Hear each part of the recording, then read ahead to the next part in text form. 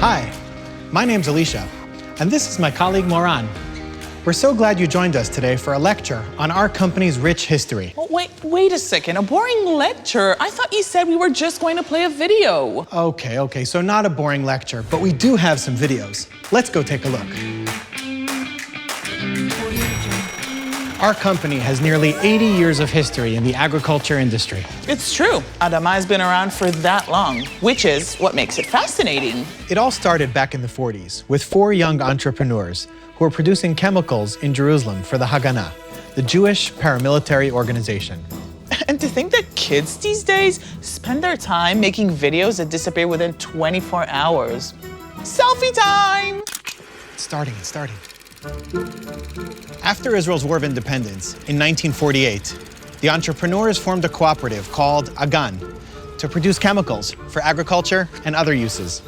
Around the same time, one of the original founders left and relocated to the desert to form another chemical company called Machteshem. You see, even then, we couldn't get 4 of our people to agree. At the same time, on the other side of the world, a company called Sanonda was founded in China. Wait, China? Why are you jumping to China? Remember that for later, pal. For 2 decades, the 2 Israeli companies competed against each other and created products separately, focusing mainly on the Israeli market. And then in the 70s, the 2 companies teamed up under the name Machteshem Agan to distribute their products worldwide and reach more markets. Machteshem focused on insecticides and fungicides, while Agan focused on herbicides. They also started registering and selling end products directly to markets and distributors worldwide, rather than just active ingredients locally.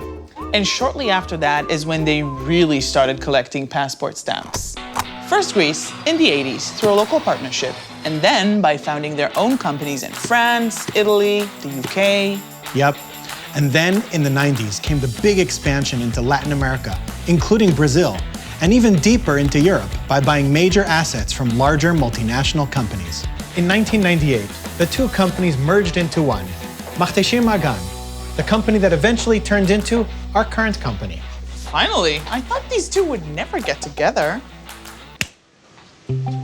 That's when we shifted from operation-driven to market-driven, focusing on what the market needs.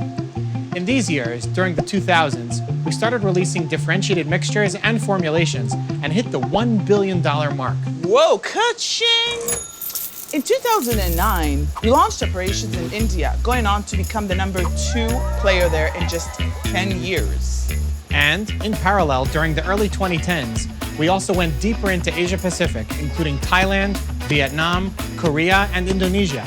And we continued to grow in Europe, mainly through acquisitions in Poland, Slovakia, Hungary, and the Ukraine.